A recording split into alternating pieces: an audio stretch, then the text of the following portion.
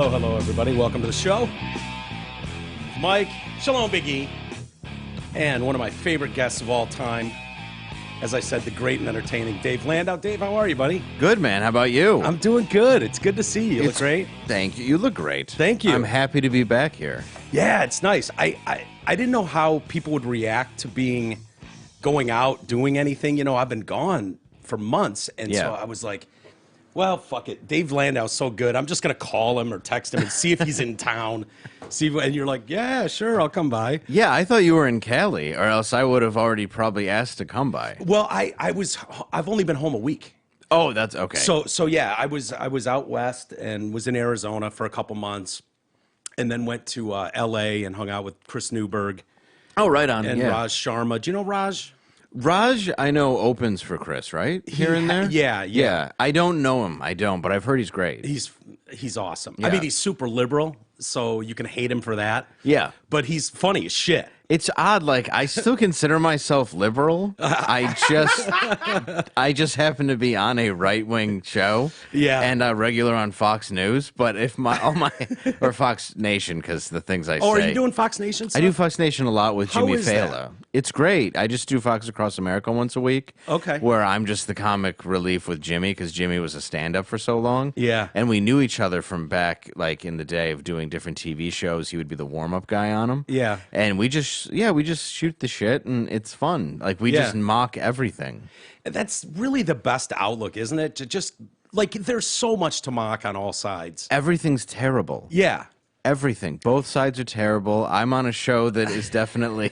The alt-right show is... I had Ron Bennington on, and he's like, next time you're in New York, come on the show that's not the most alt-right one in the nation.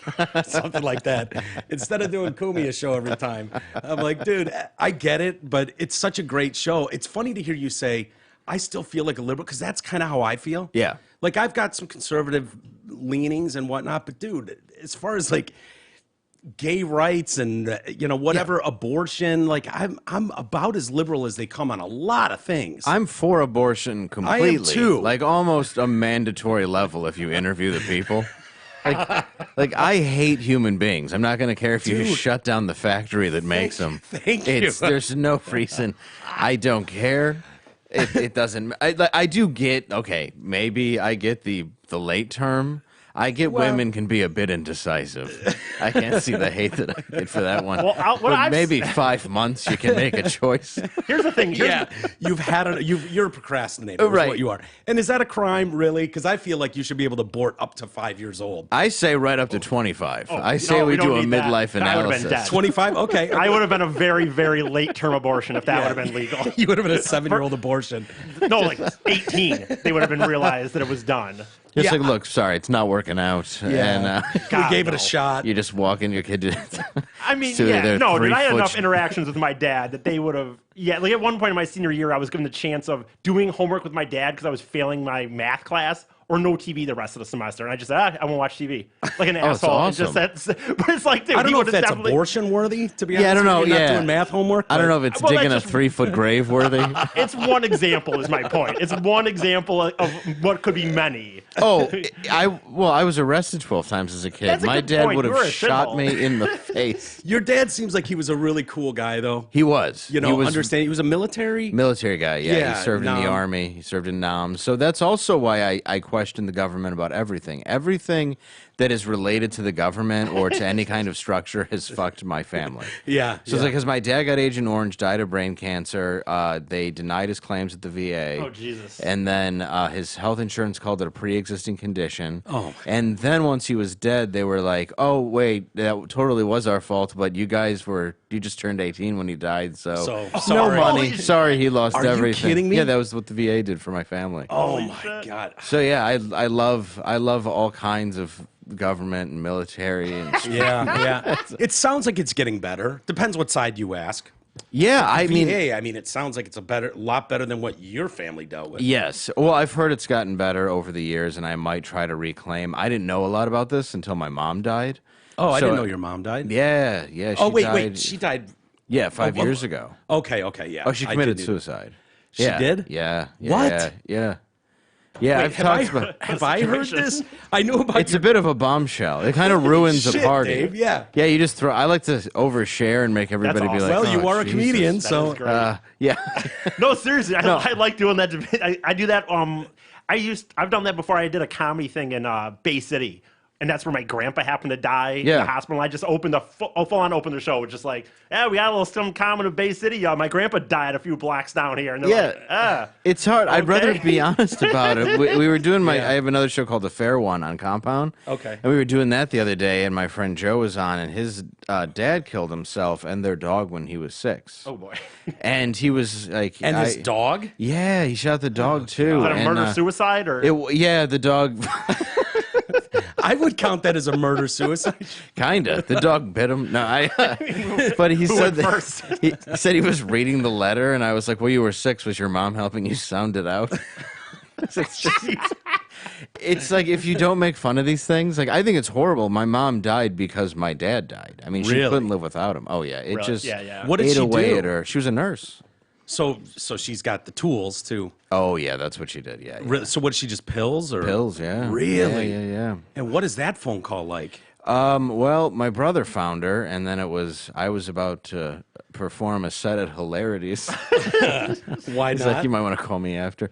No, my wife told me actually the next morning. My brother called and it was weird, yeah. And then my wife woke me up the next morning and was like, "Hey, did you talk to anybody yet?" And I was like, "No." And she's like, "Oh, fuck." Oh shit. Yeah, so she had to tell me. And Yeah. my mom had tried once, but she was adamant that she wasn't. But I made jokes about it, I was Right, like, yeah, she'd be like, yeah. "Can I babysit?" I'm like, "Yeah, but if you take the car out, you have to open the garage." And if we're not home till 5, if you get depressed, just Yeah. make sure you hang yourself from a ceiling fan so he's got a mobile. Yeah. to stare at. Sure.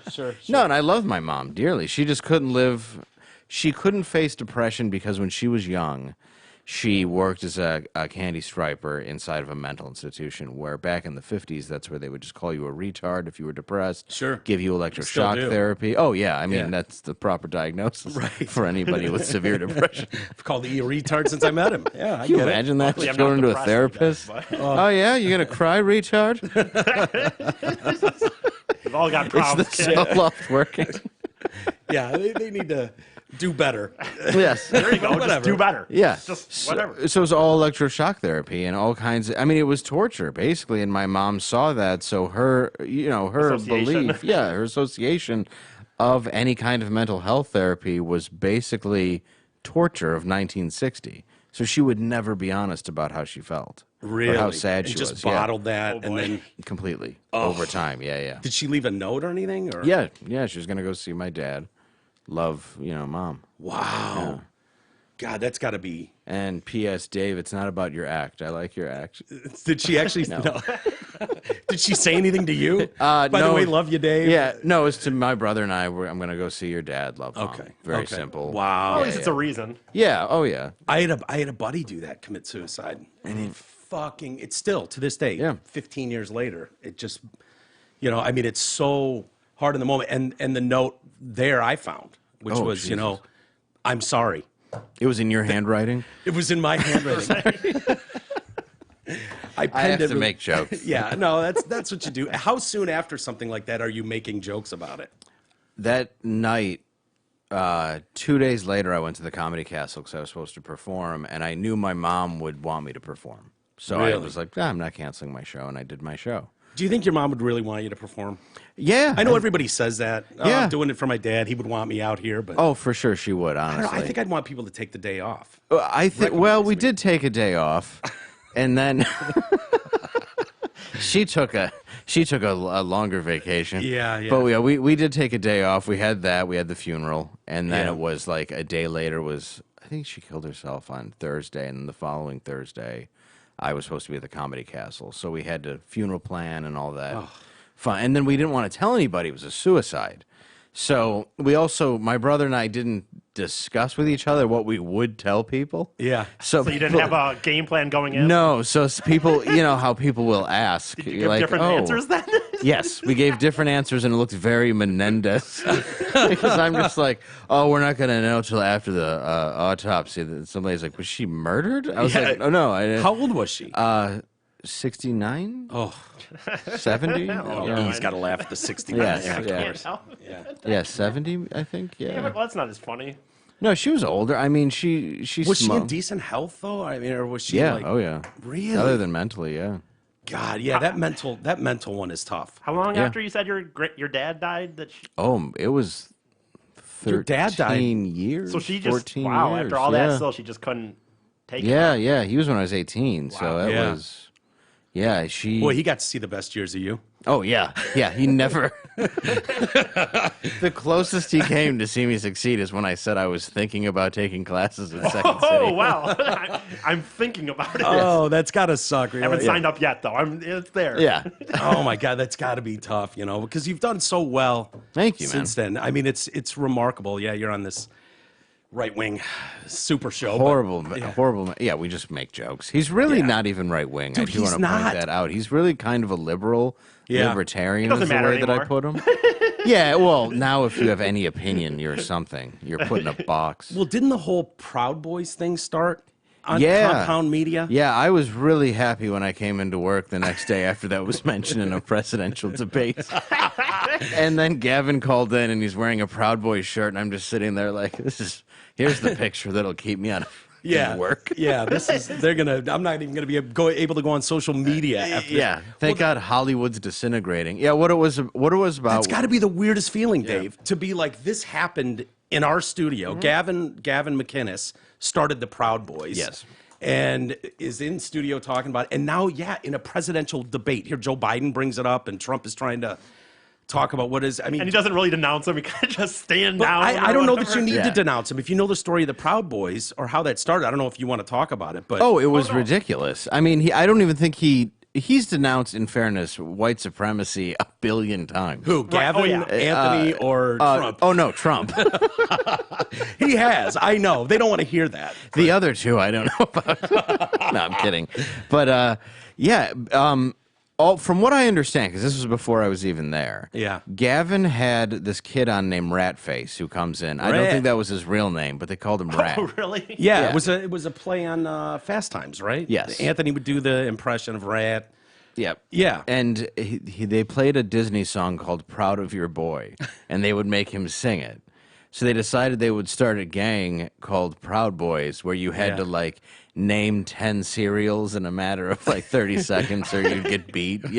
Stuff that wasn't even real. It was this absurd idea that, and then slowly it became kind of a men's club where all Social drinking club. yeah, then there's all kinds of like members of it, white and more tan whites, and There are there's black like- guys yeah, there's involved, black right? guys, Cubans. There's all kinds. There's tons of people in it. Yeah. and it's just a men's club where they go out every now and then and just party. That's it. Yeah.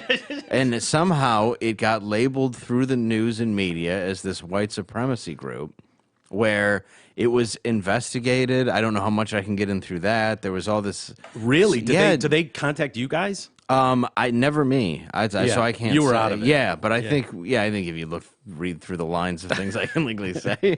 But Gavin was destroyed by it. I mean, they deplatformed him for a long time. He's back on YouTube now, he's not allowed on YouTube.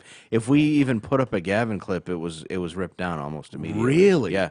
And then he started his own network, and that's the only way he can get on and talk and do anything. So where does he even air? Will YouTube allow him back on? No, he can only do it through his website. Wow. He's not allowed on any platforms. I think he snuck onto Twitter, but Yeah, he's gotta and be- Anthony's done that a dozen times too. Yeah, kicked they- off Twitter for fucking dumb jokes or whatever. right. And then he's got to walk on eggshells. And then after, you see recently with what's going on with Twitter, how you can't talk about Hunter Biden. All that Yeah. stuff is hidden. It's unbelievable to me. Yeah, a lot of this stuff shows you just how swayed and played with we're being, and I don't like it. I don't like it at all, and I don't know. I just don't know how the feds can take a look at. And if this is something you can't talk No, about, I go totally ahead. understand. But how the feds look at it, and because all you have to do is listen. It might have been Ant and Gavin talking about it, or one of them was on Rogan.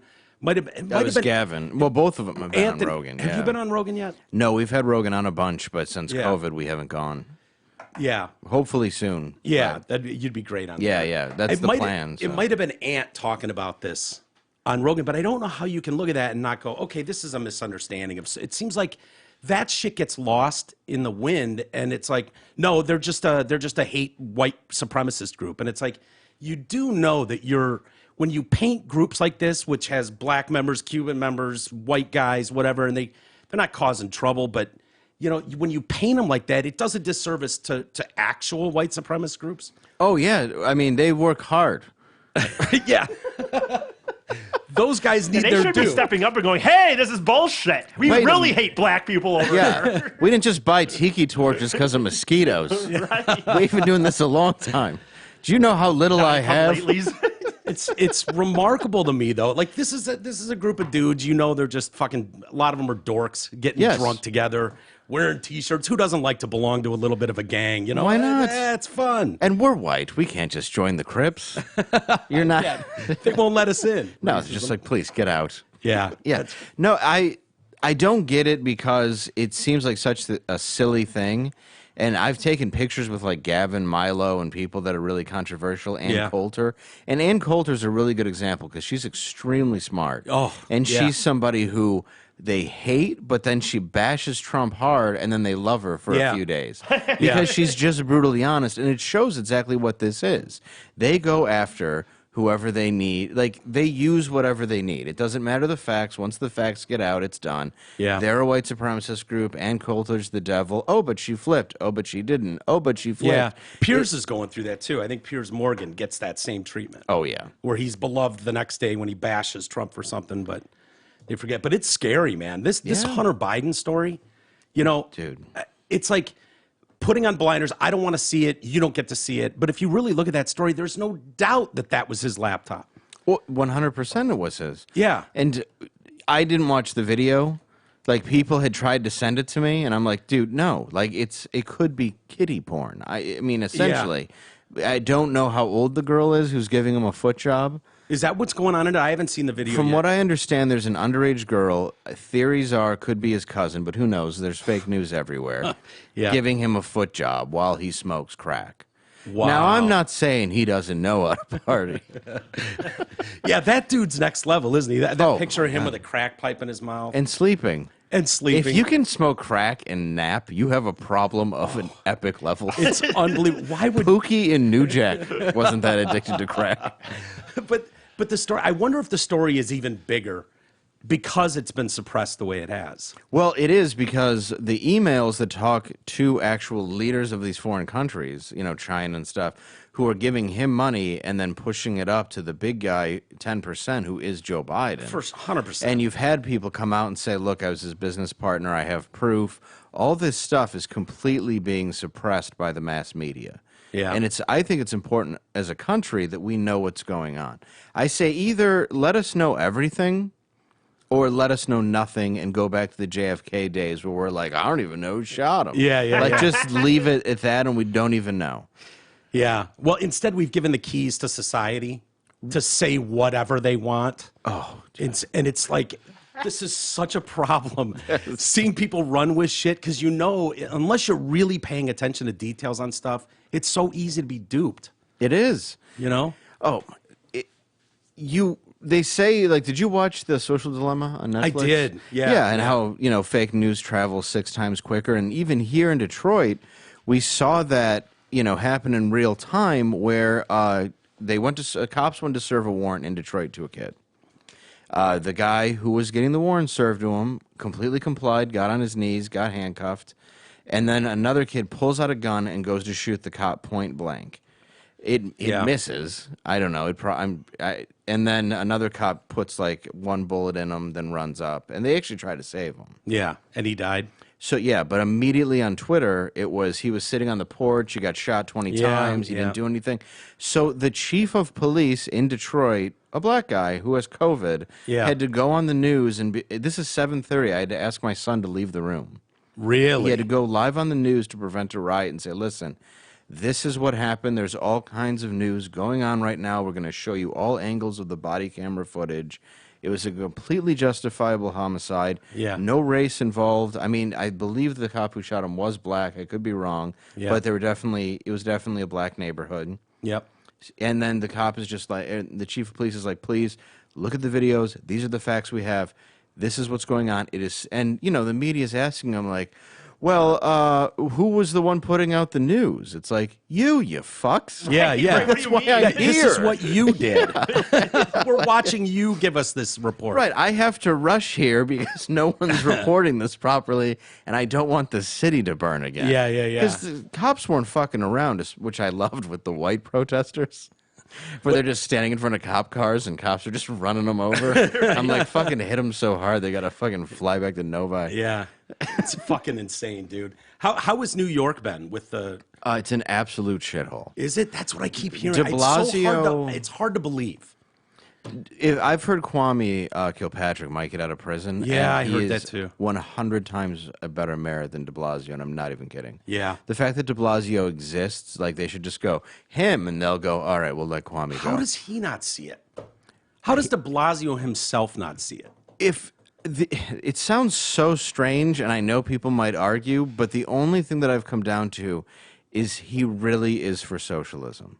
Yeah. He really is for just people in power having the power and everybody getting nothing. Yeah.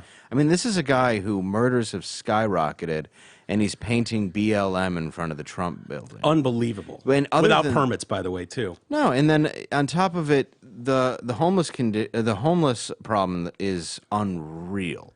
Like, you can't go... Like, if I go to get a cup of coffee...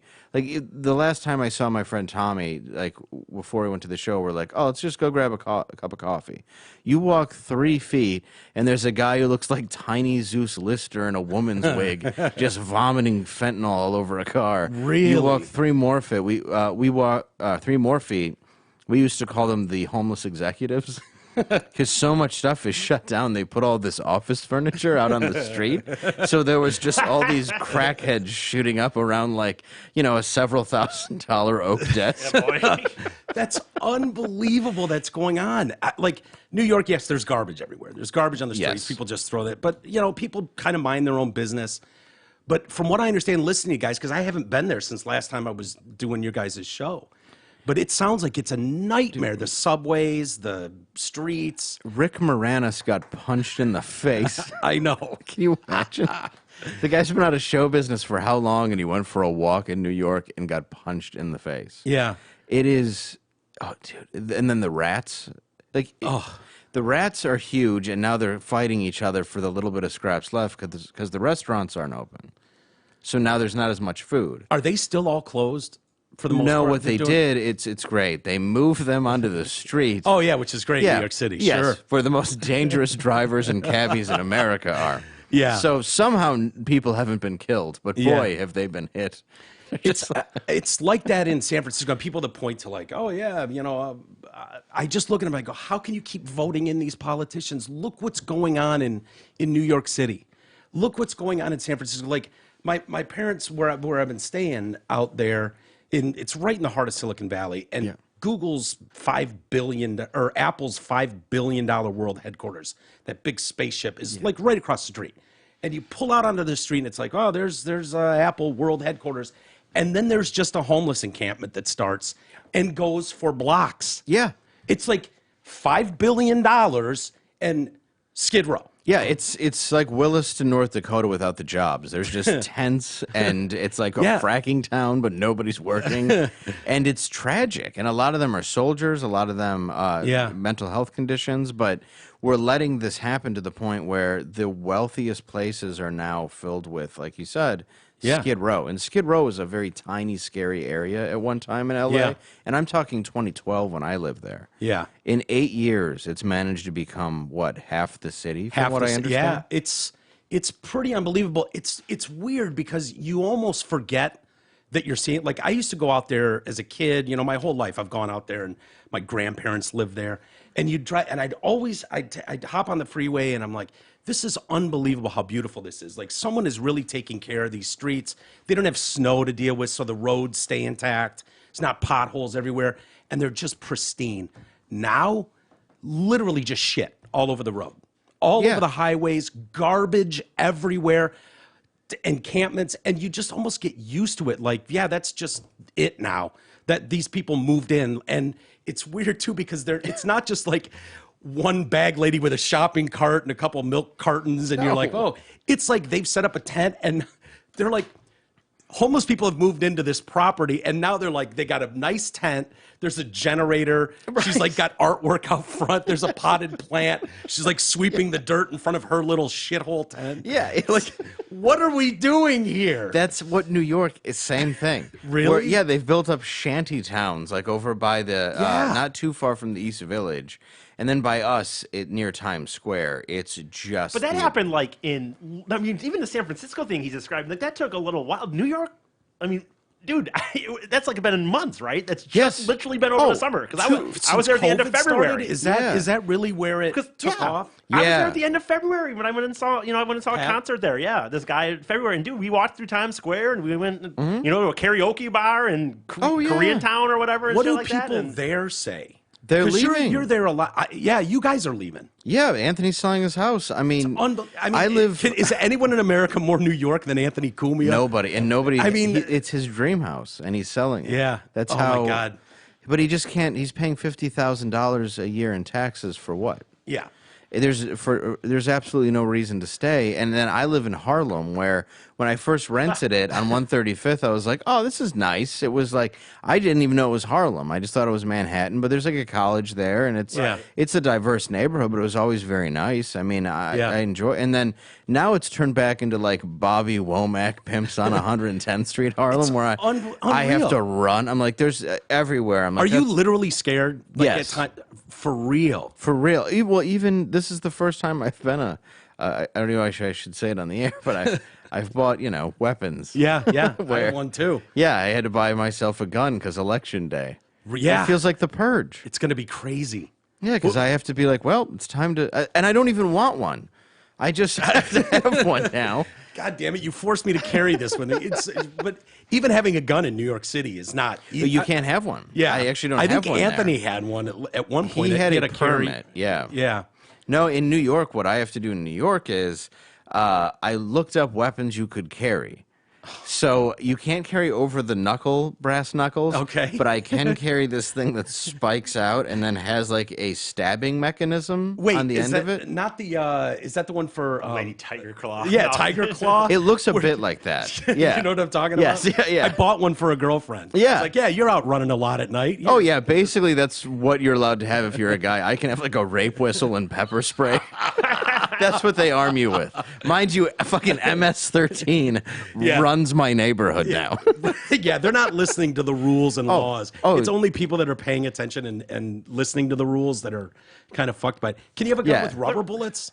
No, like I don't think so. I mean, I don't know the exact rules of it, but I know it is like impossible to get a gun in New York. Yeah. And then MS-13 is loaded with them. I mean, they're this El Salvador gang that I went and I look back. I'm like, why are they MS-13? And I found out all the history of it, and it's like, okay, so their country got overthrown. They turned them into these coffee migrant slaves. Then they decided to kill all the rich people, and then they came to Los Angeles during a civil war, and you find out all this that's going on. So these are some tough, badass fucking people that came from military backgrounds, and they're a massive gang in the Bronx. And so do you see them?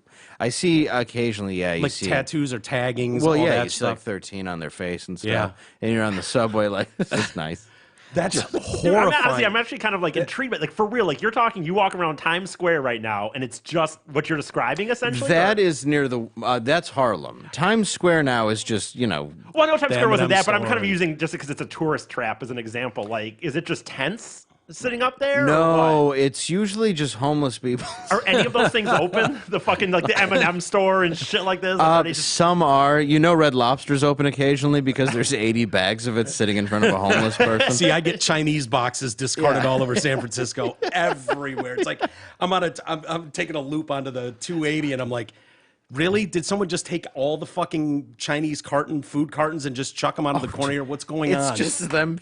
I love that it's just people trying to be nice. They're like, let's just give a Red Lobster to a needy person. Yeah. And then at night, it's just going to be rats eating the bum and the homeless person. Sorry. And no, I saw Elmo and the Hulk back like Are a they back day now? ago. Nice, Yeah, nice. Elmo, who of course was groping children. I miss the days of groping Elmo. Was the Yeah. only thing Like on good the old news. days, huh? Yeah, yeah. Demand forcing money from people to take a picture with him. Oh, that trap. Where you just have a guy in a giant bumblebee transformer suit, like, pay me, motherfucker. Yeah. These Asian tourists are Demanding like, to get money. Or I love the one guy. It's like, really, can you not keep this up a little bit? The guy that takes his hat off and is walking around. He's in an argument with Batman. You're like, dude, there's children here. Oh, it's Come on. so it's great when you just see just like big Elmo birds smoking. Yeah, this is good. Yeah, This you're is like, good. oh yeah, let's go take a picture with him. Yeah, That's good. Touch his sticky cum covered outfit. Well, it's funny, this whole Rudy Giuliani, like he was America's mayor for the longest time. He and- was. They hated him, but look, we need to bring back the mob. I mean, if you want New York to function properly, Yeah. the mob needs to come back. There's no trash being picked up. Everybody's messing around. Yeah. I'm not even kidding. Bring back La Cosa Nostra. Yeah, bring them all back. That's what we're missing. Yeah, it's crazy. And to hear Anthony's moving, that was, I couldn't believe it. I thought it was a joke. I was waiting for the punchline. Right. Like, really? That bit when you guys had Robert Kelly on? Oh God, that was the best. Holy shit, when he's just kicking the shit out of Anthony for his big mega mansion. Oh, he's just like your stupid you wop fucking house. wop. It's not a flop house it's a wop house. You have to have your big chandelier where I could put 9 bedrooms. He said you could just put a ceiling right above that and have 9 bedrooms up there. Is Bobby Kelly not the fucking best? I love Bobby, dude. I was crying. Yeah, he came over here and immediately starts playing the drums. Oh yeah. Poorly, but he starts playing. And then I took him to... Do you think it was drumsticks? But yeah, he was doing... I think he was still filming... Yeah, right. God damn it, I can't. A little slow on the uptake on that one, sorry. But I think he was still doing the show with... was he doing with Leary? Where he was the drummer...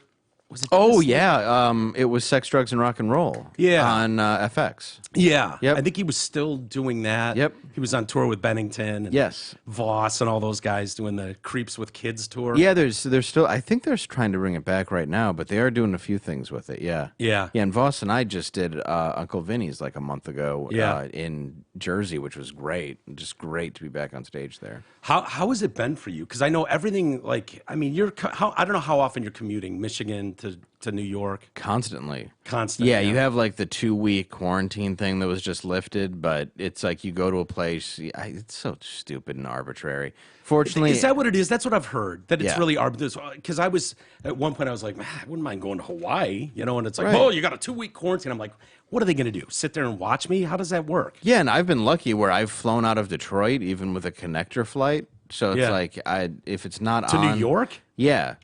Yeah, It's like an hour-long flight. What? No, I mean, like, if I come from somewhere else, I'll stop in Oh, Detroit and gotcha. then fly in, Yeah. And fortunately, every place that I have traveled to and flown from has not been on the quarantine list as of yet. Yeah. Michigan was just put on, but then they just stopped the quarantine list. And now you get a COVID test before and after, and it's just like, you have the filthiest, dirtiest fucking city on the planet. Nobody there deserves to be quarantined. You're putting homeless people in hotels. Yeah. You have restaurants well. on the street where people get hit by cabs. Which what I do love about that, to go back to that with the restaurants. Yeah.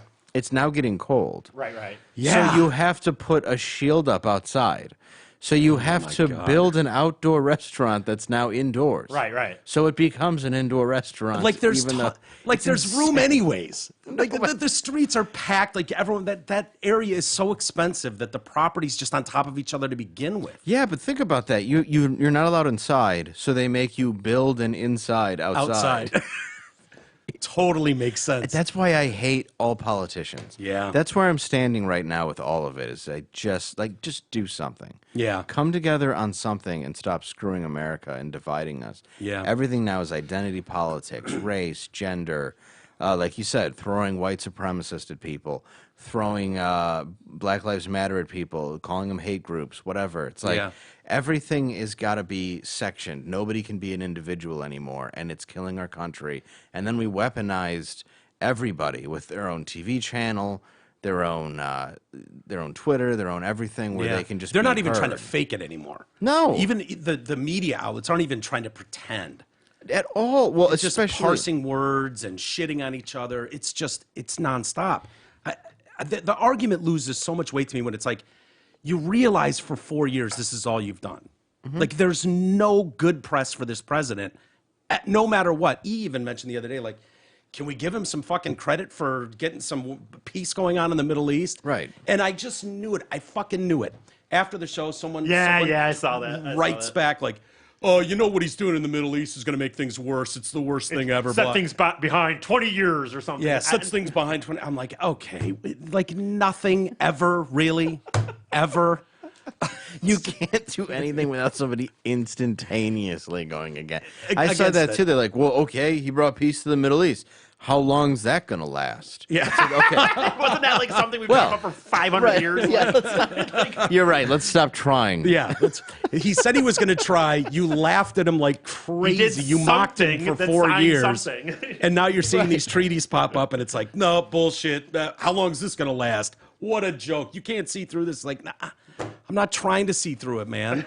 No. I don't get it. It's all pretty surface. That's what's odd is it's not even about being transparent now. It's just in your face. Yeah. It's like, look, you can mail in your vote, which is crazy. Yeah. It's like, and COVID is real. Don't get me wrong. I would never, say that it's not, but it's like you have the scaring the living shit out of the country to make them stay at home. Yeah. After impeachment, after Kavanaugh, after the new woman, Amy Coney Barrett. Right, oh, yeah, yeah. It was confirmed. Who, she's had 5 kids and adopted 2, so she's a piece of shit. Right, exactly.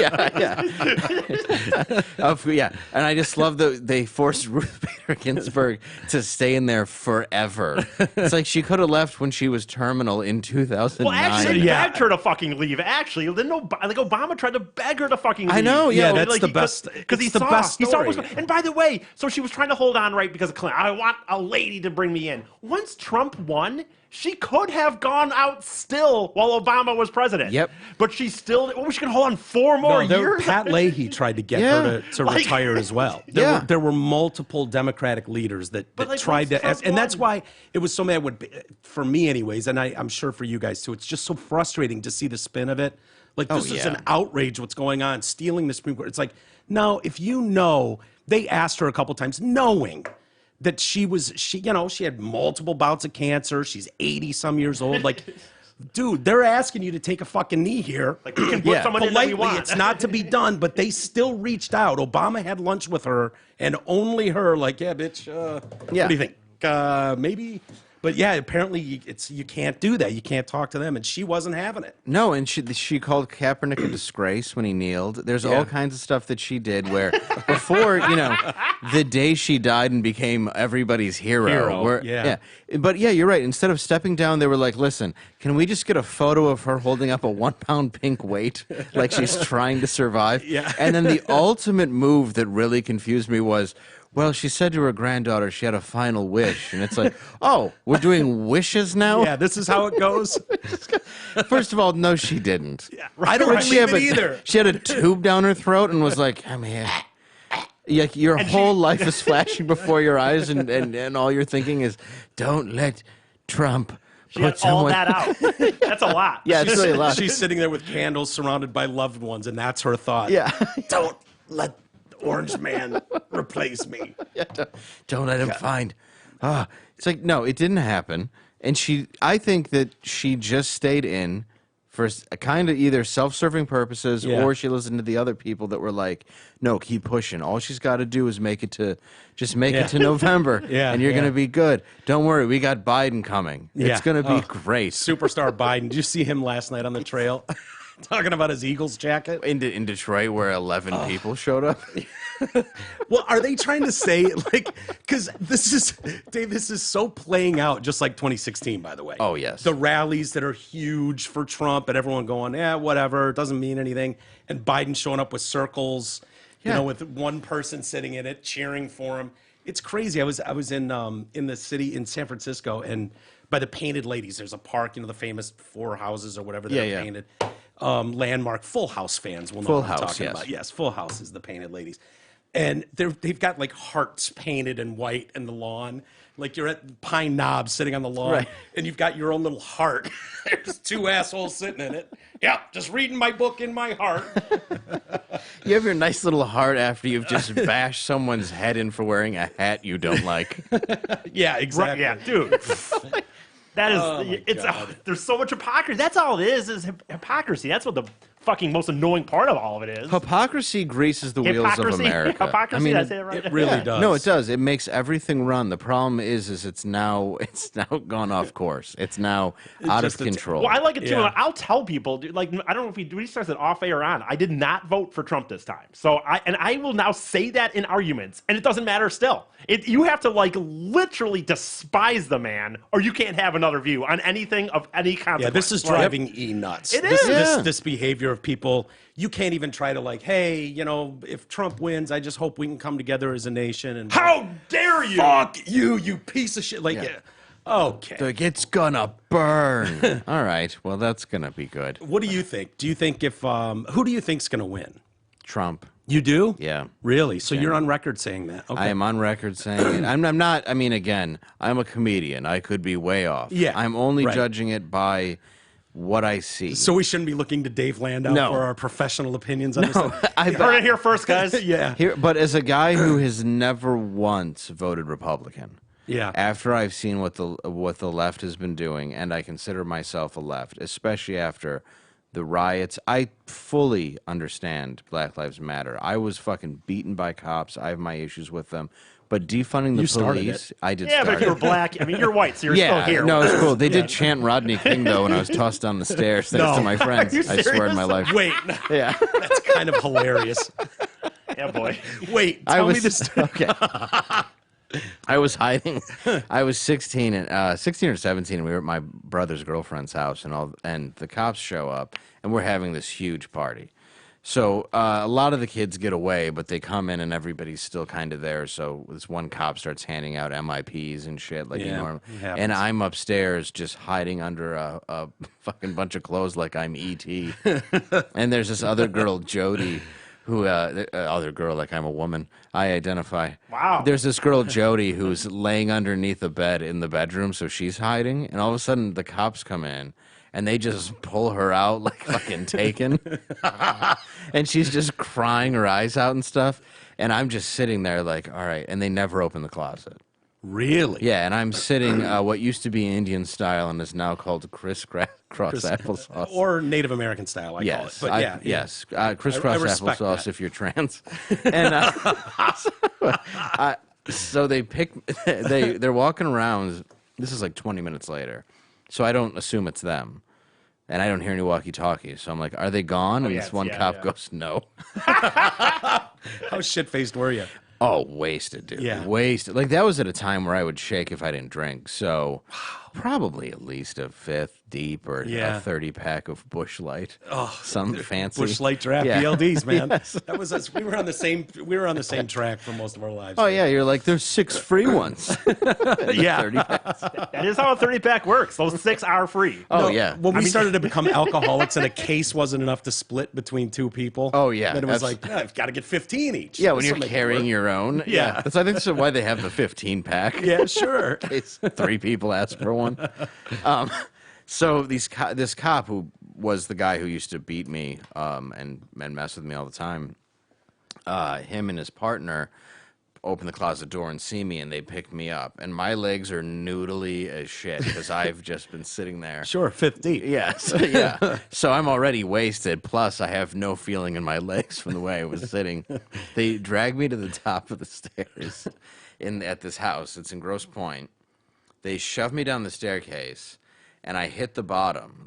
And they see the cop drop me, and I roll down the stairs, and all of a sudden I just start hearing Rodney King, Rodney King, and a sea of kids are chanting Rodney King. Yeah, boy. And this cop's like, he fell. You all saw that he fell. Oh, my God. Yeah, but all of a sudden he stopped giving MIPs and got the hell out of there with me cuffed. Crazy. You realized, all right, enough damage done. Yes. No need to keep writing You MIP. saw it. He fell. Yeah. Like Everybody was looking at me like, "Are they gonna do it?" Nothing says innocence like telling people that you saw me fall. You saw him fall. Yeah, right? you saw him. That's always what somebody says after they do something. He did fall. I mean, I don't know who. Was he really responsible? Look what you made me do. You saw him fight me. He was turn around, barely stand. So they picked me up, put me in the cop car, and I'm next to the girl that was hiding upstairs. And I'm like, "Oh, hey, how are you?" And I swear to God, I got her phone number. She was cuffed in the front, and I was cuffed behind. Yeah, sure. So she's like crying, and I'm like, "You're gonna be fine." Yeah, like, done this a dozen times. I'm like, "Your dad's rich. Nobody's gonna care. I'm screwed, but you're gonna be fine." And the guy's like, "Keep quiet, Dave." And I'm like, "I'm gonna fuck your mother." Anyway, so I like look up for just the normal shit I would say, and finally, I took out a pen that I had, and it wasn't because I was good at academia. Yeah, I simply just needed it to clean bowls. Sure, so I got her to write her phone I was number good on at my academia. hand. Are you serious? Yeah, and I remember I called the house like 3 times and no one answered. And like the 4th time, her dad picked up. Was like, "Are you the one that was arrested with my daughter?" I go, "Yeah." He goes, "Don't fucking call here again." And hangs up the phone. Yeah, he was so pissed. Oh my God. So I told everybody what happened, but nobody wanted to get in trouble, and the MIPs basically vanished. Yeah, really, the kids, because like the cops didn't want to know what happened. See, they would have won though back then. Yeah, cameras and exactly. video. Like they could have just been like, "Hey, man, we're the adults in the room. These kids are all wasted. They didn't see what they think they saw." Yeah, and the kid absolutely fell down the stairs by himself. Yeah, so like my friend Eric and Natalie who own the house were like, "Yeah, he was thrown down the stairs," but it turned out only me, Eric, and Natalie were at the party. Nice. Because every other kid was like, "No, I was out doing, I was just roller skating. Yeah, just at church." Oh my God. So yeah, which arrest was this of yours? God, I don't know the number on that one. Probably 8.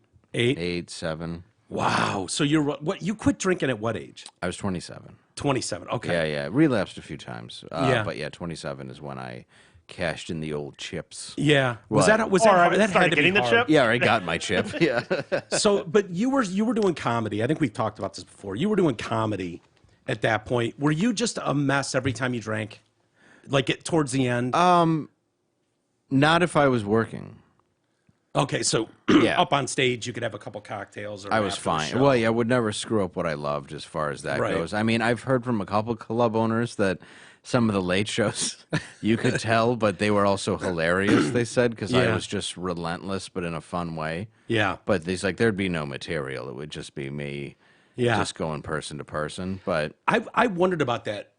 About you when I first met you, like you've got such dynamite stories. Thank you. Some of them are online about your days drinking, and I remember thinking, like, what does Dave do when you sober up and you don't have the crazy "I was thrown down the stairs" Rodney King chant story, or the Penis Master story, which is just brilliant start to finish. You can find that. That was a Comedy Central club. This is not happening. Yeah, this is not happening. It's just fantastic. Thanks, man. But when you don't have those and it's like, home with the kids doing Legos, like, do you worry? Like, do I have those stories still? Am I going to be able to have more, or am I going to have to live in these? But I've seen you do it. And I told you after the last time I saw you, dude, you're going to be an international fucking superstar. Well, thank you. Like, your shit is so good, period. New stuff. It's just, you're just one of those guys. Thank you, man. But that's got to be terrifying at first. It is. Like right now I'm writing a book. Brad Garrett's doing the forward to it, and I just finished it, and I've been holding it off a little bit because I want to wait till after the election before Christmas, and it's all the stories from my life that I just poured out all the way to my mom, and that's the way that I'm going to get that out there. But as far as being on stage, there's always a way to make it fun, and like there's always an element of danger to anything that we do. Because you can piss somebody off, and I never realized that until I talked to my therapist, who's like, "But you welcome that." I'm like, "No, I don't welcome people attacking me and shit." Yeah. And he's like, "No, you do." He goes, "This is your job." He goes, "You're going to provoke people, and you know it." And I'm like, "I don't know that. My intention." I feel like you do. Yeah, and my honest intention is to make people laugh. And my therapist goes, "It is, but you probably like the feeling of a little bit of danger without knowing that you do. It's why you're able to get on stage and say something and wait for the crowd's reaction. Even if it's meant as a joke, It's and I do very much believe it's my joke's meaning. It's not your interpretation. Yes. It's not what you think it is or what you twisted it into. It's whatever my intention of the joke was. This idea of quoting comics is insane. It's insane. Yeah. Insane. And taking anything out of well, there's no context anymore. Yeah. That's the craziest part. You can't have comedy without context. You have to have context. It's all that there is. Yeah, it's all any discussion is. Yeah. In a lot of, we used to say on this show, like if you take it to an extreme, it's like going, I hate all black people is something I would never say in my life. Right. Who could feel like that? And then they just take a clip of you going, I hate all black people. Right. And then making that the headline and throwing your name behind it. You go, hold on, you missed a really important part that came next. Right, the entire sentence of what I was defending. Yeah, you just took it totally out of context, twisted it around, and made it some shit show that's not what happened. And by the time you can actually step up and get, I guess acquitted publicly, whatever you want to call it, let off the hook, it's already a done story. You're a piece of shit. Yeah. And you're done. I mean, look at the way they've been canceling everybody in Hollywood. Yeah. And a lot of them are garbage, I'm sure. Sure. But there's just some people where you go, all right, did you read this story? Yeah. Like, why is Chelsea Handler better than 50 Cent when it comes down to, making it? She fucked the president of E! He got shot 130 times and came from scratch. I think there was more struggle on the 50 side. And how is she allowed to go public and talk about he's not really a black man unless he votes for, what? What fucking backwards universe are we living in where this privileged white woman is telling this dude who's been, like you said, shot 9 times in gang fights, really you're going to tell him he's not black? I just don't get it. Same as Ice Cube. I'm like, could you meet a more militant black guy? Oh, where my God. Dude, the guy wrote, fuck the police. Yes, and then even here in Detroit when they go, if you sing it, we're going to arrest you. And they were like, all right, guys, we're doing an encore. Yeah. And he was a teenager. This guy guy doesn't give a fuck. He never has. And I'm saying as far as his attitude is concerned, all he did was go to the Democrats and ask what they were going to do to compete with the Platinum Plan. Yeah. When they told him to leave, he reported it. Yeah. It's so funny. Jay and I used to talk about this a lot, and we were convinced when Trump won the election, it was like, this is a dude that is not a hardcore conservative. He's given to Democrats, campaigns his whole career. I think he was a Democrat, really, for the most part. And he was beloved by the rap world. I mean, he's been referenced in 1 million rap songs. Like, this whole racist thing didn't exist. But it seemed like there was an opening there. Like, all you got to do, fuck all the noise. Just go in there. Now you've got someone that's not beholden to anybody, really. And you present your case to him. Well, and he just likes being someone telling you, if you just went to him and told him, dude, hey, you're going to be the man if you do this. He's just going to do it. Yeah. He just wants people to respect him, quote unquote, or he whatever. Wants to get shit done. He wants to be able to go, yes, got that done. It's in the done pile. Next. Yes. He just wants to check shit off the list. It really is. And he just wants the credit for saving America. Yes. That's why But it didn't matter what that was. If the Democrats had gone to him and said, this is and then we'll tell people you did it, he just would have done it probably. Oh, of course. Yeah, you had an open door there, but instead you've just bitched and whined for 4 years. Ice Cube, I give him credit for just going in and going, look, man, I don't know what your plan is, but here's my contract with Black America, and here's what I'm thinking. And Trump's like, have a seat, let's chat about this. Right. That's all you had to do. That's it. He'll talk to anybody. And all Ice Cube is saying is instead of, and there should absolutely be a welfare system. I'm completely in support of it. I wish there could be a way to have free universal health care for everybody where no matter if you're sick, you're able to see a doctor and the best doctor possible. Unfortunately... From a personal level, you can say that. And a very personal level with what happened to my dad, and I watched him get fucked out of every penny he had. Yeah. But there's no way that they're ever going to be able to do it with a two-party system that's going to block and attack anything from happening. Also, you have to pay doctors. It can't come completely out of taxes. It's just, unfortunately, human beings are flawed. So a perfect system will never exist as long as human beings are at the helm of it. It just will not happen. And I wish it would, because since the day my dad died, I've tried to figure out what could have changed. Yeah. But the reality is just like everything else, it's about fucking money. Yeah. And there's really nothing that's going to change that, because everything in our entire political system is about money. It's about their power, their control. That's what I think they hate about Trump. And people might say, Okay, so you think he's standing up for the little guy. Not really. I think he's an elite just like the rest of them. But I do think he's an outsider, and it is interesting to me that a guy who was a Washington outsider got in. It was going very well, and all of a sudden everything fucking collapsed in a way that we've never seen. Right. That's what scares me. That's what shows me that there's something behind this that is far more nefarious than we even realize. You think coronavirus, you mean, or All of it. all of it? Yeah. Why- Are you worried about tomorrow after Yes. the vote? Yeah. I am too. It's what's like I honestly. said, it's the first time I've been a registered gun owner. Freudian slip there? Yeah, I was going around unregistered for a while, but I would still introduce myself before I did my business. Yeah. No, but I mean, I'll just admit it. And I've never. Here's the thing: I don't like guns. I'll be honest. Yeah. I'm not. It's just so loud. Yeah, I'm not personally a fan. I've shot him a few. I've shot him. I learned from a Marine. Yep. I learned how to do it.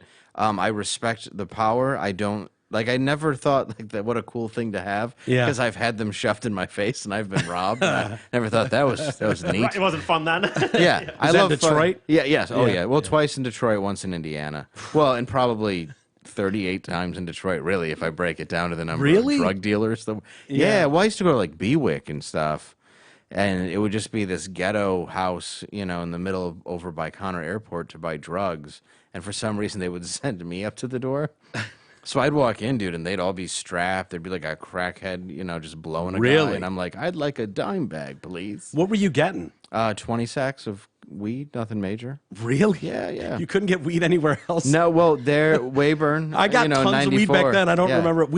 Like once or twice maybe. Ended up in Detroit at some. Oh, we did Detroit. Well, it was so easy. I would get off on 8 Mile, get off on Outer Drive. Yeah. This was for. Hear a bird call in the background? Yeah, caw. I actually do a bit about that. Yeah. Where I just, like, what is that, an owl? We don't have to investigate this. It's just a falcon. And Nothing out of the ordinary here. no, Just a falcon. just birds, indigenous ghetto birds that aren't helicopters. Well, we did it all the time because it was just so easy. You slide through, you get $10, you get that. If they weren't around, we go to French Road or we'd go over to Bewick, my dog. Is what we would call it, Bewick, my dog. And then one time we had pictures taken of us there. And they were given to the principal of our school who had called on me and several other kids and were calling us the Bewick boys. Like, what's going on in this house? And I'm like, I don't know. I was like, you're at the watching the door. And game. I'm like, not quite sure. Yeah. I'm not going to Don't know what answer to tell you, this. pal. Yeah. You seems out of your jurisdiction, principal. Yeah. Yeah. What? And you have what to do with this, asshole? Oh, they searched my car, my locker, the one day I wasn't high. Really? Oh, yeah. I'm like, please. I've had, like, normally I would have, like, a tinfoil Was of that acid. breaking news in the school? No, when that shit would they happen? tried to keep it very, very low key. Because I remember that a couple times where you'd see the cops in the parking lot like searching someone's car. Oh, And yeah. it was like the whole school's at the window. Like it was big news. That was me a few times. Was it? Yes. Yeah, it was big news for the school, but it was never anything that was made too public. I mean, I may or may not have seen somebody calling a bomb threat, and then they brought in, like, the real squad Oh, no. the next day. Yeah, you can't do that stuff anymore. No. It's too traceable. Like back then, we could really fuck around. Oh, we were drinking at a bar. We were drinking at a bar in Detroit. This is just where you would go because you're Yeah. like, well, you don't want to get arrested. You just cross the street. Yeah. And you could be fucking 16, and you're Yeah. like, yeah, I'll just take I'll take a Guinness, my good man. Yeah. And they there's a don't care. They just payphone- want to sell a Guinness. Yeah, they don't give a shit. And there's Yeah. a Guinness. There was a payphone across the street. So yeah, we're like, all right, we all chugged a beer, and whoever didn't do it had to do the bomb threat. By the way, this is all a joke if it's still illegal. Okay. And Statute of limitations is long gone, I'm sure. It's not murder. yeah, So- fortunately, if it was any other competition, I probably would have lost. But chugging beer, I think I finished first. And then, yeah, my buddy had to go do it. And the next day, we're like, oh, there's no way we're going to get a day off school. And we're pulling into the lot, and there's cops and bomb squad. Oh, no. And we're like, well, I guess let's go get high. This place is unsafe. Let's go get high. Hope they don't find anything. Oh, my God. Did they ever pin it back to anybody? No, or- never. See, back then, you're not tracing calls, really. You're not. I mean, maybe it would have been recorded, but they wouldn't have known exactly where it came from. And Oh, ever, yeah. you know what I mean? Unless the only way you get busted in that situation is rumors in school. That's it, and we were all quiet because once we saw how serious it was. Yeah. Even for high school kids, every one of us were like, I have no idea. Yeah, back then when you saw the cops show up to something, you didn't dare mouth. It was just like, oh shit! Oh, they actually believed that. Yeah, It would have been terrifying. Oh, that especially they already knew me, so I'm sure they, if I had cell records, they would have been like, Yeah. can we talk to you?" But yeah, thank God I wasn't the one that did it. So when you decided like, okay, enough's enough. 27. Was there a final incident for you? Yeah, Where you were like, okay, I got to make a change. yeah. I was playing poker around the block at my wife's cousin's house. Yeah. And I was walking back pretty drunk, and I noticed that the tire on my car was flat. So I thought, well, I should probably drive that up to the gas station and put some air in it. Sure. Why not? Yeah, it's good times ever. That's very responsible. You got to get that tire fixed. Yeah, I don't want to wait till morn. No, absolutely not. It's only going to lose more air. Biggest regret, right? Like I'll get gas in the morning. If you have to fill that up in the morning, dude. Yeah, so when you're riding late for on your job, I assume, at the office. Yes, and when you're riding on a rim, you really don't know how fast you're going. You sparking at this point? Oh, I'm sure. Yeah. It's all a guessing game. Yeah. So I'm hightailing it to a gas station drunk, and a cop gets behind me as I'm pulling into the gas station, who he thinks I'm fleeing because the gas station's closed, but I'm legitimately just trying to get to the air pump. Air compressor. Yeah, to fill up the piece of metal that's left of my tire. So he, of course, comes up and he's like, "Do you have any injuries that can prevent you from, walking a straight line?" And I'm like, Any injuries? Yeah, of course. And I did. I have from Nam. Yeah, I have rots in my right leg. It's like football, and it's like football. Yeah, it was football. It was a nasty linoleum floor beer spill incident. Is how I got rods in my leg. But it was two. I told him I had 2 beers, the standard answer for somebody who's had 50. Right. Yeah. So then, why is it always 2 drinks? Never say that to a cop. Just go 6. He might 6. let you off. Yeah. Instead, if I get out, I do all the tests, I pass them. And he's like, "All right, time for the breathalyzer." And I was like, "Well, what's with all that shit?" I still don't get that point, by the way. They running people through all that, and then you're gonna just do what? Just fucking go to it then. Yeah, let's just go right for it. Yeah. Bring it over. Get the point. And he arrests me, and now I'm an adult. I've not been arrested since I was under 21. Okay. So, and most of it's under 18, so it's not on my record. So for the first time in my life, I'm actually being arrested as an adult. So I get brought down to the jail, and I get locked in, and I'm with a guy who's there who beat the shit out of his wife, who's enormous. Nice. Yeah, and another guy who I don't know what he was on, but he just was sleeping on the floor, and we're all sharing a cell. And the whole time, this enormous guy is crying, and I'm just like, "Hey, could you shut the fuck up?" He could have killed me, and he was there for beating his wife. Yeah. And he's not afraid to go to fisticuffs. No, and he's like, I'm just so sorry. I'm just so sorry I did that, Dave." And I was like, "Great, just stop crying." Yeah. And he's like, "Do you think she'll take me back?" I'm like, "I don't know. It sounds like you hit her a lot." And I'm just being an asshole. Yeah.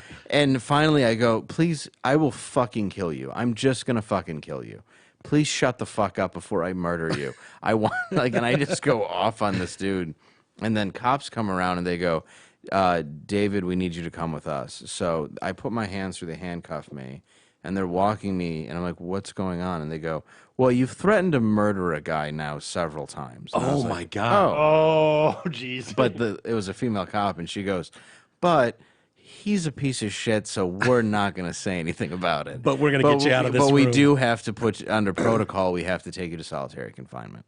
So I go to this glass box where there's nothing in it but a bed, and they take away my belt and my shoelaces. Sure. So, Epstein. Yeah. And so they...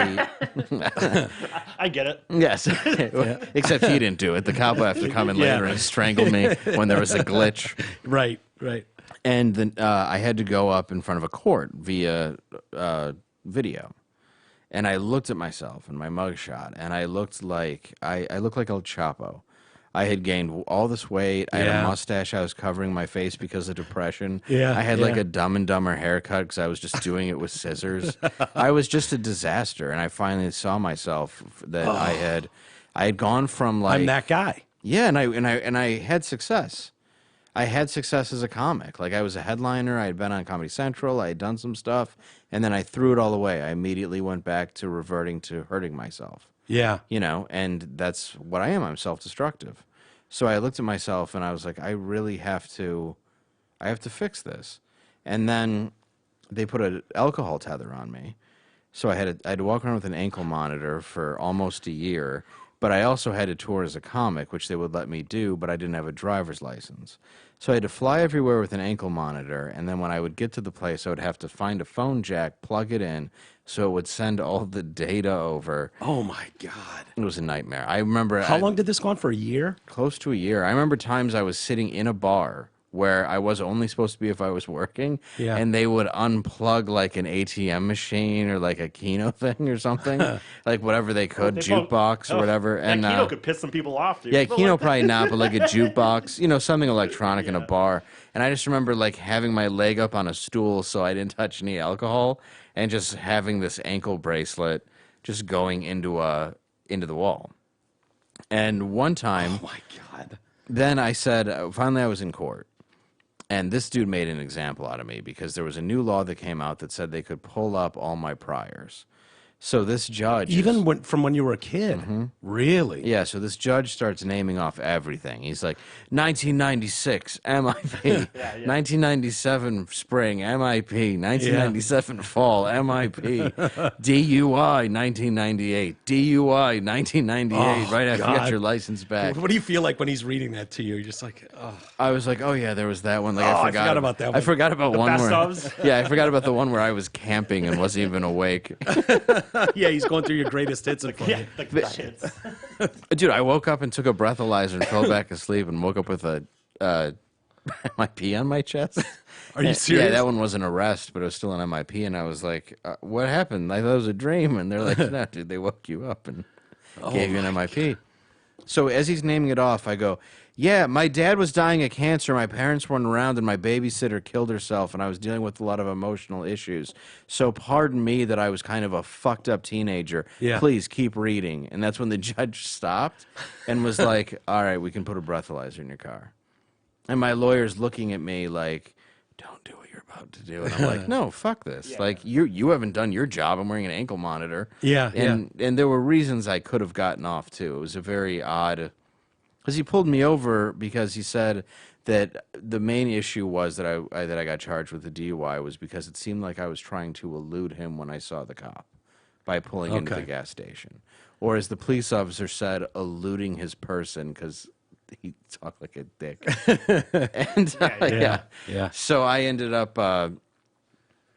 starting to go to certain 12-step programs people go to and taking myself seriously and starting to change my life and eat better and you know it's been a long time. Yeah, it's been 11 years, but I've struggled. I fell off a couple times. I struggle with depression daily. Yep, me too. I struggle. It's like looking in a mirror, Dave. It's really terrifying talking to you. I got to be honest with you. It really is, like, in a lot of respects. And I recently did this going to out west. You know, it was like I got to get some shit together. You know, I was drinking too much, and my heart was failing. And so I went out west. You know, my doctors in California told me, I was telling E, you know, they gave me a 50% chance of living the year. Jesus. Like, you're going to fucking die. They said there's some hearts drawn in there. Yeah.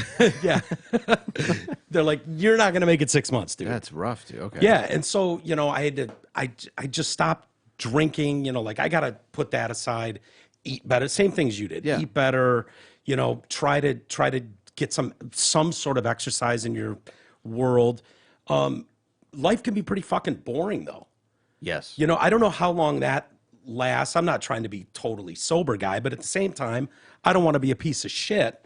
Yeah. And I look at guys like you, and it's like, how do you go from raging like that to, like, having it under control and not being a danger to yourself and everyone else? Is it kids? Is it...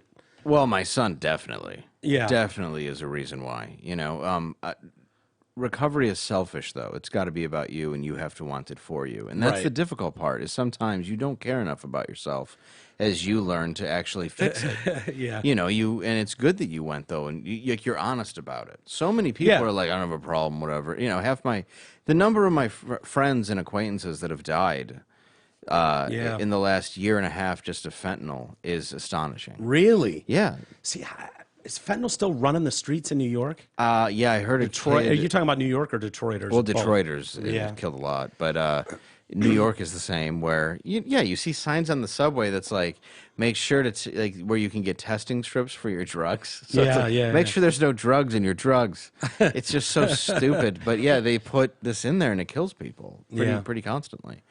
And I guess there's a lot of my friends, they're slow suicides. Yeah, they know they're going to die, but they're slowly doing it through alcohol, and they're doing it through, they're doing it through heroin, they're doing it through pills, which is, I mean, 1/4 of this country right now, has considered suicide because of this pandemic. We don't talk about it. Nope.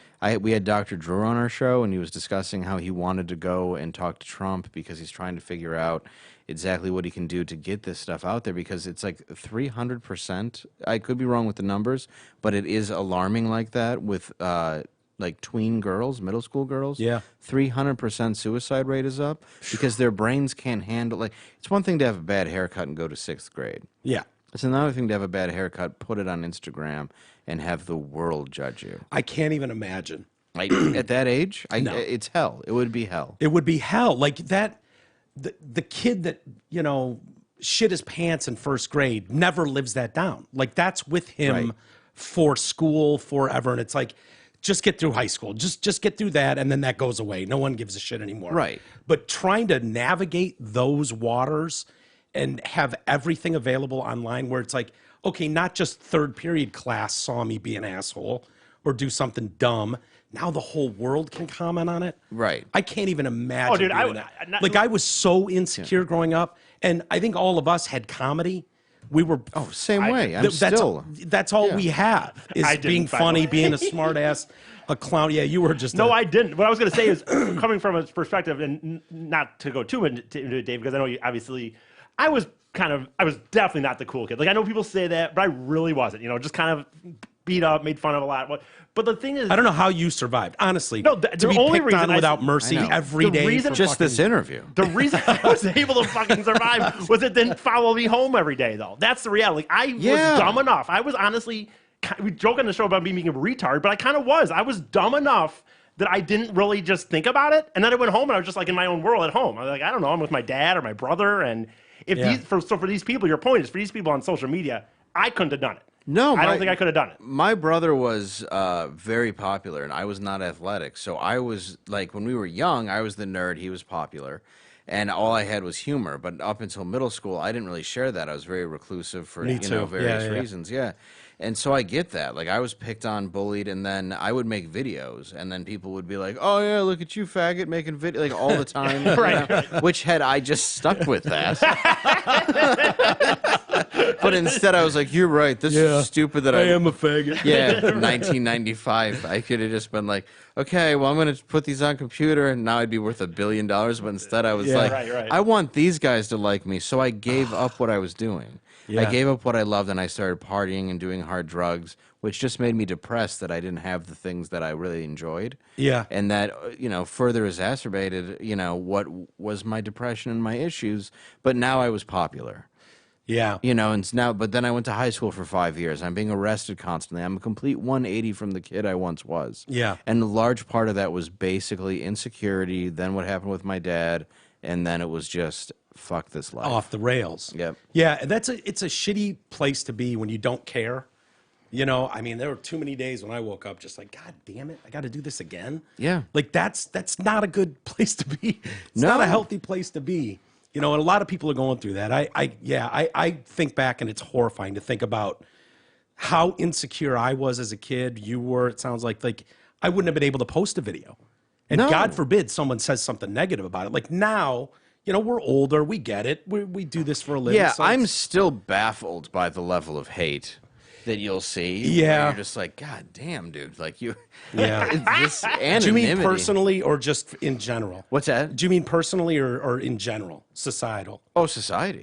Yeah. There's a level. Because you deal with it with some of, Ant's listeners. Those guys, they're relentless. They're unbelievable. Yeah. And I, the couple times I've done the show with you guys, it's like, oh, fuck. Now I don't want to open Twitter. I don't want to open Facebook. And people have been cool. And I picked up a lot of followers on social media.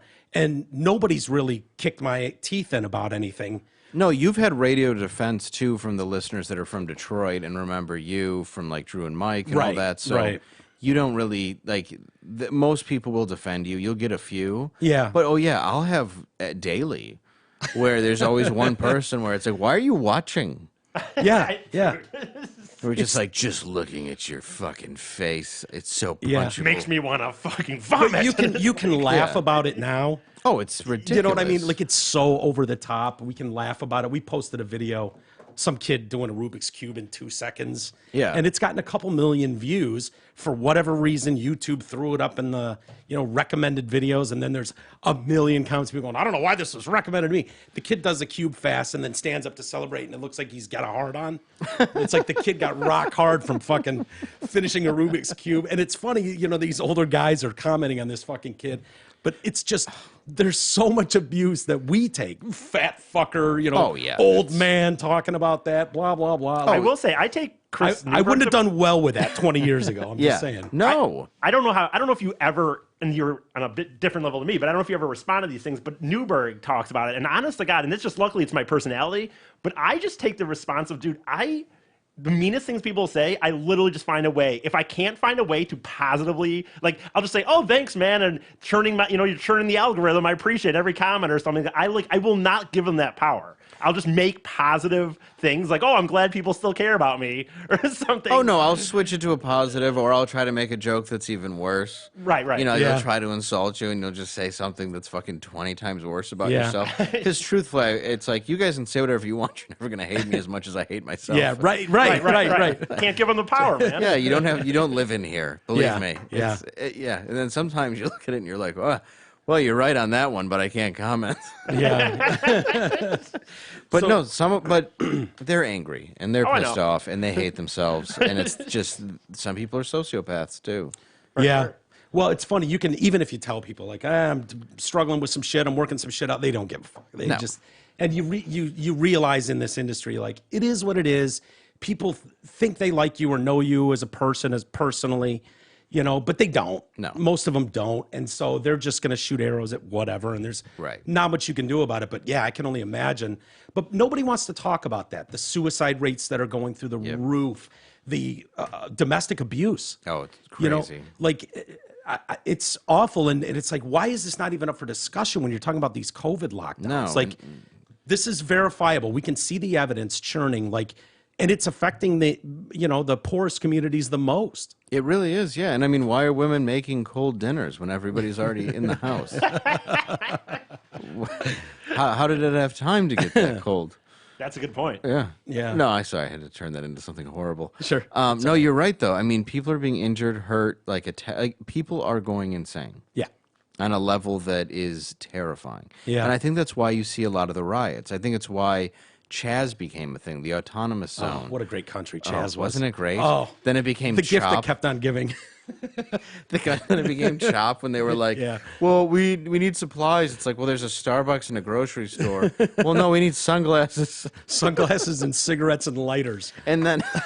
Vegan only food, by the way. If you're in that they wanted situation, vegan only food, dude, and you're like, dude, get what you get. My God. Yeah, dude, that's anybody who ever did the sit down strike in Flint wasn't like, do you have any gluten free muffins? It's like, fuck, man. Yeah, and it turned into the murder capital of the world in a week. Well, that was the best part is they decided to have their own police force, and then they created walls, which you got to do. Yeah. And then you start asking who's coming in here. Well, yeah, but their own police force same day shot 2 unarmed black kids. The irony. We're just hilarious. like, wow, I guess when you put on a badge, these just go off. What if there had been a Black Lives Matter inside of the Black Lives Matter in Chaz? You wouldn't know what to do. And then someone gets murdered. They won't let the ambulance through. The cops aren't allowed through to help the guy. Yeah, and then one guy got shot where they wouldn't let the ambulance through, and he's suing the city. And it's like, you put up a wall. Yeah. Well, who was he suing though? Who was he suing? Chaz, or was he suing? Portland? A guy was suing Portland, But he could have sued Chaz, right? I mean, they were their own country. Yeah, Chaz. They should have been responsible for that. But EMTs already do this heroic job that they get paid very little for. Very little. It's like, you know how many bullets they have to dodge anyway? Like, there's almost an agreement with some very rough areas, and the EMTs like, we're here to help. Yeah. So they don't get as like messed legit? with. Like yeah, legit. Okay. Oh, for sure. Like, there's a great book called 1,000 Naked Strangers about an EMT and his story.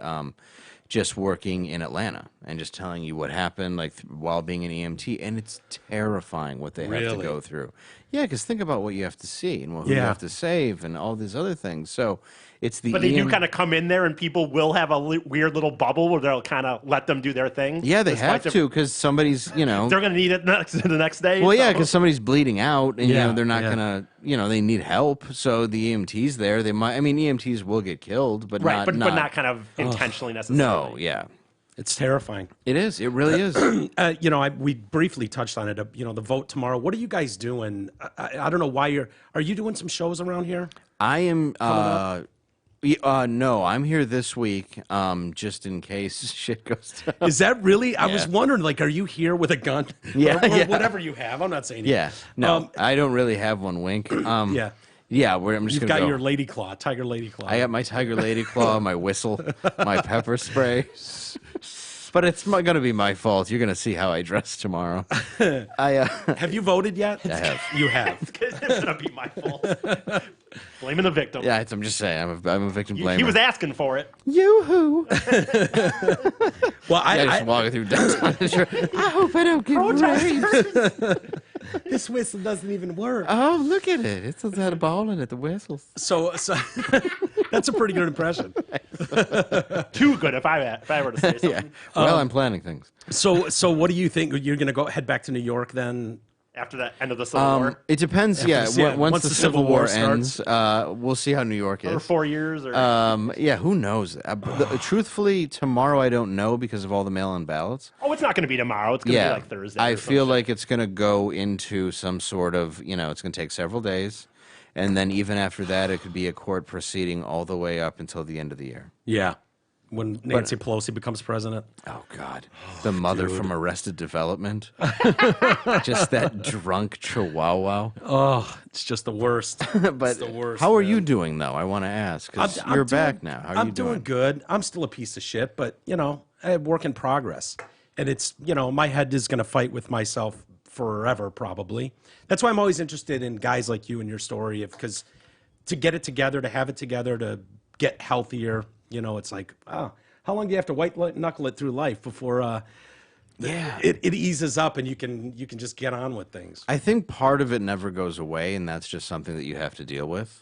That's what my therapist says, which is even more terrifying. Yeah. Well, it's like Halloween. I woke up with a hangover from all the candy I ate. And I was like, why are you such a piece of shit? Yeah. See, I'd be okay with that one. I ate like shit last night. What are you going to do? Yeah. I was like, but Kit Kats, they're there.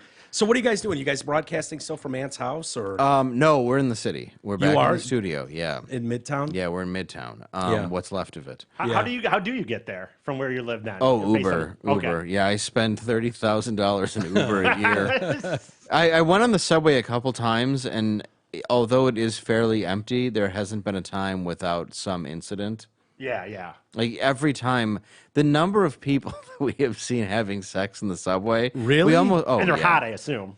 Oh, gorgeous.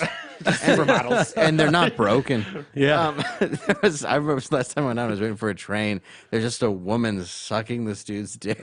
Just Maybe I should go hard. to New York. What do you got? You got a like place right for there, roommates not like on a plane, trying to cover your lap with a blanket. Just right there. Like I think it was a hooker, or a go-getter. On the side, Mike, I'm going to be taking a trip to New York. Yeah, okay. Yeah, it's great. I fit right in. Yeah, you'll come back with sores, COVID, fucking rabies from the rats that bite these But people. I will have gotten laid. That's true. There will be sex. It's amazing E hasn't been killed over the years for some of his behavior. Your stories, didn't you? What was the Chicago one, E? You were trying to... You told me I just this. have a lot of hooker shit. That's all. Yeah. So- I heard the Chicago one. The Chicago hooker story? Yeah. I don't think that was the most dangerous. I mean, probably, but... I don't know, calling for a hooker at 4 in the morning on the streets of Chicago, going to an ATM with a guy to... Yeah. Pull out That was money. pretty I You bad. went with the guy? Well, I think he was calling for. What were you? What was yeah, the no, story I walked out of the. Well, this is what happened. I just walked out of the bar, just yelling, drunk by myself at 4 a.m. and just go, "Where are all the ladies?" I just started yelling at strangers. Where are the ladies at? Yeah. And some guy tells me Who hasn't been there? Am I right? Right. Who doesn't? And do it wasn't like it wasn't mildly. It was absolutely just yelling out, "Where are the girls at?" And yeah. So anyway, some dude, hooked me up or whatever, but I didn't have any money. So then he walked with the ATM. And that wasn't as dangerous. I swear to God, that wasn't the most dangerous one. The only thing that was dangerous about it was that the bum watching me. But look he's describing that. That's happening everywhere. Oh, yeah. So the dangerous one was probably the one with the TV getting robbed. Oh, yeah. They took your television? No, I didn't have any money. It was me and another comic going to double team this prostitute, and I didn't have the money to pay for it. But she decided... That's usually the first step. Well, actually, Dave, I should say... The story gets amazing. I actually should say that started, by the way. That started with me. That started actually with me and the comic walking out of a bar and trying to get an Uber, and then there's just a random person going, "I'll give you a ride," and me saying, "Yep, that seems sure." Legit. Why wouldn't you jump in with? And a actually, stranger? this guy. Not how anybody gets This was pre-COVID. You got to remember this. This is when the world was normal. This was safe at 3 a.m. Sure. Okay. So anyway, the point is, just silly me. The gist of it is what if you got the sniffles? No.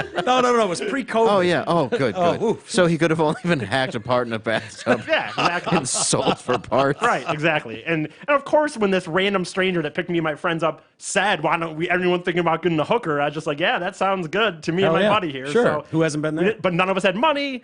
I ended up having to go try to buy her a Visa gift card at the Meijer.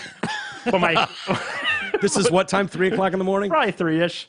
And my one credit card got declined. But I had another one. So she said I could go and buy her a TV at the Meijer to pay for sex. Oh. And that card got declined. And then the stranger came in and was like, "Dude, what's the holdup?" He's giving me hassle. Imagine this scene playing out in a Meijer. I'm about to buy the TV that's going to pay sex for all of us, but he's giving me a hassle about the timing. Yeah, hold up. You got places to be. It's 3 a.m. For God's sakes. And so I didn't think about it at the time. A host meant to earn. Right. Wow. It didn't hit my head at the time. But Time is money. After telling him that my second credit card that got declined, he goes, "Don't worry about it. We just got it covered." I didn't understand what that meant. So we got back to the hotel. My comic buddy passed out. So then it ends up being me and this stranger with this hooker.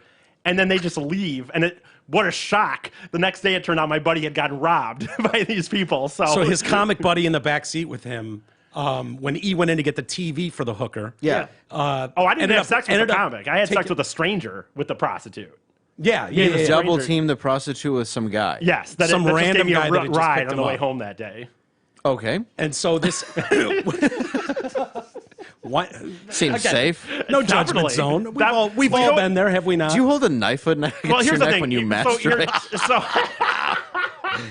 You just... It's not a thrill anymore. You really are a thrill seeker. Me and him were talking about getting drunk. You're like, "I'm buying TVs for whores while fucking handyman-looking pimp standing behind me." If you're going to go danger, then you can talk about the time in Milwaukee. Let's finish it. Hold on, shut up. So while he's trying to procure this TV inside, sure, there's hookers waiting. This guy ends up, his other comic buddy is passed out drunk in the back seat. So the guy driving just lifts his wallet, pulls $300 out of it, and is like, "You're taking forever. I already got us covered." And he doesn't bother to say, "Where did you?" I don't know how he did it. Somehow he got, because obviously he didn't have the cash, because otherwise we would have paid the hooker. Oh, I believe he overpowered him. Yeah. Somehow, yeah. But I will say that was when I went home. No, when I think about now, when I tell that story, the most dangerous one was in Milwaukee, because I was with my friends in Milwaukee. We go to the bar till 2 a.m. And my other friend got arrested for being drunk in public. Yeah. And I tell my one friend at the hotel, "I'm going to go find a prostitute." And I walk under this highway bridge to a bus station, just looking for prostitutes. And you think you could just get a person to fuck in that situation? I never had it in me, I guess. Yeah. So you go to a Greyhound. I'm going to a Greyhound bus station trying to find a prostitute, and then somehow I bump into these dudes. And then now they're chasing me down the street trying to fucking kill me for some reason. But that's really probably the most dangerous. We don't know why, but for some reason. Yeah. So long story short, I'm getting gang raped in a bathroom. I know, dude. I don't know how I wasn't killed a million times. Yeah, you should have been. It's amazing you still have all your teeth. But I would say so that one when I got, the one with the TV, when you talk about your experience in the drunk tank there, that was my version of that. I remember driving home that time going, "This is it. I can't do this anymore. I can't Did you quit with them? I haven't paid for sex since that. Good. That's great. See the turnaround that's capable. Look at this room alone. We're all flawed human beings, but work things out. And, well, you have to have your come to Jesus moment, or fucking woke up in a hotel. Come on, Jesus. The problem is, I think with your drunk things, I think that your drunk things, they're more dangerous in some sense, but I certainly put myself, I mean, dude, I woke up in a Greektown hotel room with a prostitute and the guy didn't know that was robbing me and shit like that as it was happening. Like, I woke up while they're robbing me. Greektown the city, or is that just what you called it? Oh, no, it was actually the hotel, believe it or not. But I was taking it to Greektown for an extra 50. Yeah, my thing was more driving. Like, I would drink and drive every night. I never did crash that. Cars. Yeah, So that's good. What years is this? Is this like mid-90s? No, when I drunk driving was frowned upon, but not the end of the world. No, I started driving in '98. The day I got my license, I got a DUI. Yeah, and then '98, and then most of the DUIs were up until 2000, and then it was 2001. But it was still kind of frowned upon. Yeah, I mean, I got a DUI the first time I drove a car where I smashed into a tree in a high-speed chase, and I got 6 months suspended license. Like, Jesus Christ, dude! I'm worried now. Honestly, God, I'm worried now. If I have 2 beers, I won't drink. Right? No, it is like that though. That's a legit concern for real. It's probably good and in a lot of ways. No, it's smart, man, for real. Unless you're an alcoholic, then it's a pain in the ass. But it's really hard to get from. I find ways, man. I just don't drive. I don't drive. I'll be blackout drunk with a stranger, but I'm not driving. Goddamn. Yeah. You can get an Uber or just wait till the guy comes up and is like, "Hey, motherfucker, you want to ride?" No DUIs, my man. So. Is that a '76 Caddy and a guy wearing all yellow? That's my guy. I think that guy was in cahoots looking back on it, but dressed like Curious George's owner with gold chains. So we'll wrap up with and thank you so much for coming. Dude, I love doing your show. No, I love having you on. Thank you so much for having me on with you guys. And Ann. Are you guys like opening back up? I know for a while it was. Oh, you can do the show. I just wouldn't recommend New York. But if you bring your running shoes, you could come and do it. I mean, it's not the worst thing imaginable. It is tragic to see the city. I mean, so much stuff is in litigation. Like, you have Victoria's Secret, for example, that's in litigation because they don't want to pay $900,000 a month rent when they're not allowed. What a shock! Right. So that's a lot. Yeah, right. And you look at Fashion Avenue, and it's like all boarded up. Yeah, I've seen wow. That. So it's Bloomingdale's, everything is just a lot of that stuff is gone. Macy's did get looted, but they opened back up.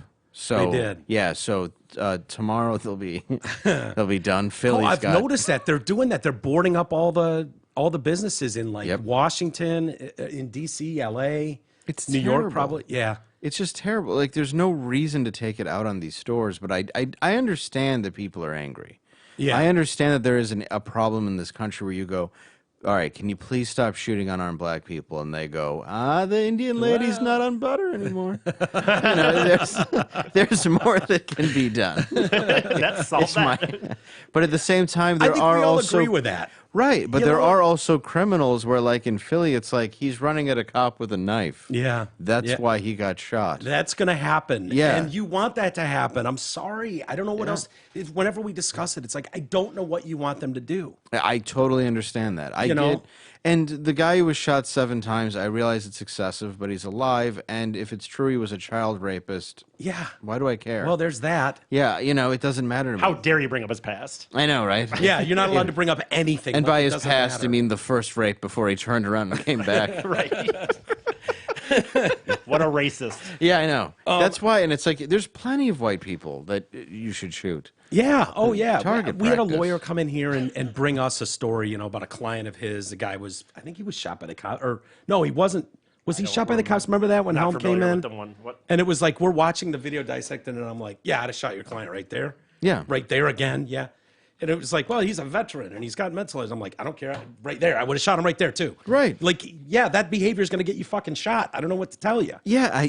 Whether you're black, white, whatever. It doesn't matter. No. You put yourself in that situation, and it sucks because I do understand there's more of an issue in certain areas, and I get it. But the thing that we're forgetting is that we're all individuals. And as individuals, we're going to make mistakes. Yeah. And a lot of cops are just bad, but a lot of them aren't. And defunding the police, especially in areas that need it, is one of the dumbest ideas I've Dumbest ever heard. things ever. So you might want to give more funds to them so you can give even more training. But the idea of this cops are all evil, what's the point? Yeah, it's you're taking away safety of your family, your friends, your livelihood. Yeah. That's all you have. Especially in communities that need it most. Absolutely. Why would you defund it there? Yeah. The same as you're rioting there. It's like, that's what I didn't like about when I saw Detroit, when they were like, well, let's go down and riot. It's like, well, how is like burning down a black-owned business beneficial? Yeah. And that's when I will bring up race. I just don't understand why anybody is doing that. I don't. But I do understand why people are angry. I do understand why some people riot based on the George Floyd thing. I do understand why people get, like, I get that. Yeah. But now just because something happens. I think we all do. Yeah. And now just because something happens doesn't mean that it's completely unjustified and our initial reaction should be more and more violence. This is just us being divided, and it's working. It's totally working. You know, if you're looking for a silver lining, we saw the hair salon looted. And where was that, E? That was a Philadelphia one. Was it in Philly? Yeah. Philly. Yeah, and it was like, you know, some contents were just discarded outside. Like what was left was like, you know, a weave here, a weave there, whatever. Yeah. Oh, I saw that. Yeah, yeah. And it was like, well, if this isn't great market research to see what's worth keeping stocked in your store, like the shit that even when the windows are blown out and people are like, yeah, fuck that, I don't want that. Yeah, I don't think anybody's... I don't think one person in America is going, you know, I'm thinking about opening a Foot Locker. Someone was going to say during that, someone held themselves back, and I'm glad they did, but said, no, not you, someone else, but was going to say, what was left behind, you know, suntan lotion and Father's Day cards. It's like, I'm so glad they didn't say that, though. I know. You know, like that would have been tragic. I would have not laughed like that. No. You're laughing at the absurdity now hearing it, right? Well, of course. Well, right. And I had to joke like that in my act. Did you? Yeah, it was, and black people loved it. It was always white people that get. Of course, black people love. love. That's the funniest part of all this. Yeah, they always find that a lot of that shit hilarious. Dude, yeah, and it's other people. It's white women in the crowd who get offended for them. That's not funny. No, I'm gonna go scream in my car with green hair, and it was. I found out there were the ebony cards. Oh my.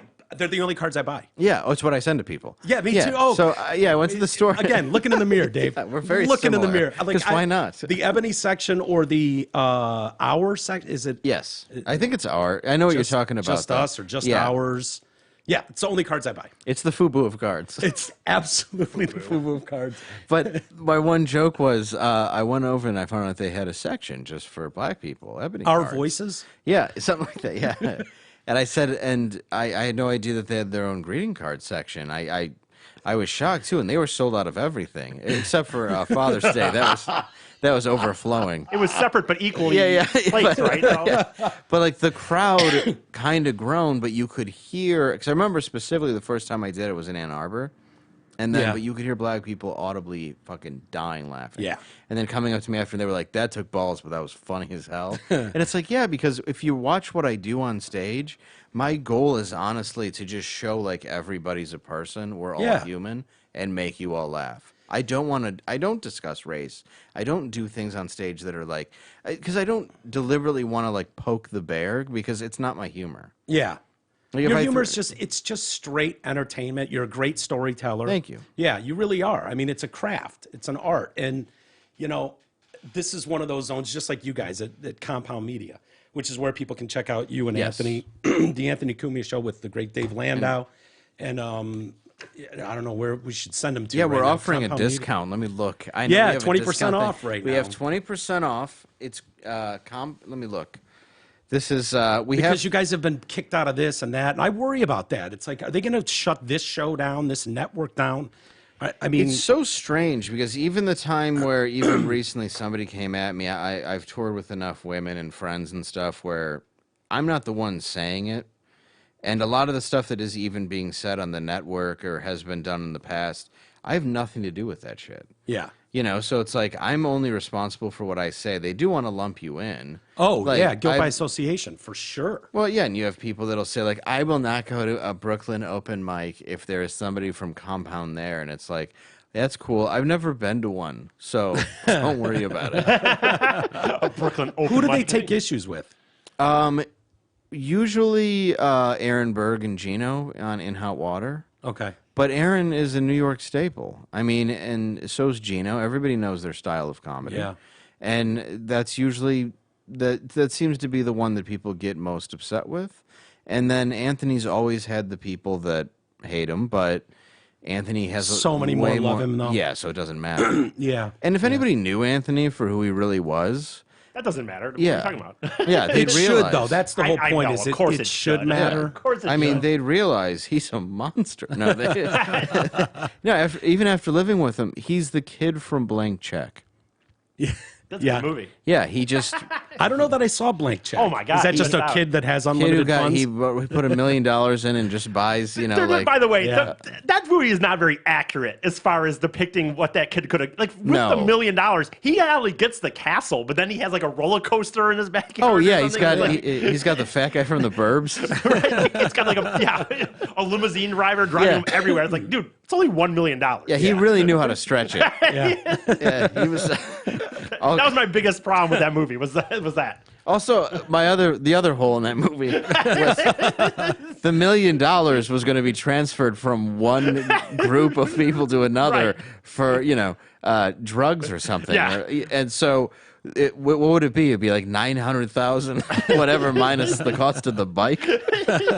They'd be like, "Why is this short? $200." I've thought about it. There's probably a few things from the movie, to be honest. When is that But- movie from? Oh, like 90. No, probably earlier than that. Probably like 92, 93, I think. Oh. Maybe 94. How did I miss? This would have been right in my wheelhouse. Yeah. It was definitely around the era of surf ninjas. Yes, yes. When they made Home Alone and they were like, how can we make Home Alone 300 more times? It's promo code CM. That's Charlie Mount 1. CM 1 month. CM 1 month is what you put in there. I'm sorry, CM the number 1 month. So CM number 1. Numeral 1. MONTH, compoundmedia.com. That's 20% off. You can get 20% off 1, 6, or 12 months. Obviously, 12 months is the biggest savings, I think. I don't know how math works. Yeah, I think But, that would be true. Would make sense. You're going to enjoy it. It's radio you don't hear anymore. Yeah, it's fantastic. You guys are great. You know, Troy and I we were watching the other night, Saturday night. You and Anthony talking about that song video from She's Just 16 Years Old. Oh, God. Oh, dude. I won't do it justice, so I won't even try. It's the funniest fucking video. I literally rewound that thing 10 times and watched and cried till I was crying. Thank you. Troy and I laughing so fucking hard at that. I love the fucking... I just love the dad answers the door and is like, she's just 16 years. And then so he goes to the window and he's just staring at the child. And of course, he's in a black and white striped shirt. Yeah, Looks he's like, look, the Hamburglar. Like he just got out. And the best part, he throws the rug in. Yeah. Like, he looks like he's going to roll her up in it. It is a, and this is what I love about Ant when he's doing a show. Like, it is, and you're so good with him. Thank you. At the nonstop back and forth. You know, he's on the payphone. Of course, he's talking to his parole officer. It's a revolving door for guys like you out there, pal. People don't know what I'm talking about, but you can find. Oh, the it's video. Benny. I think it's Benny Benny- Mardones. Is that right? Yeah. Something. Yeah. We. And you know the song. One of my favorite lines in the video for you is like, I just feel bad that I liked this song for so long. I was like, no idea. I thought the same fucking thing. I was like, I actually kind of dug this yacht rock song. It's total yacht rock. Oh, really- it's so funny, dude. It's a bearskin rug lovemaking song. Oh my god, the guy he was just having Passover with his daughter, and all of a sudden it's this like- creep show.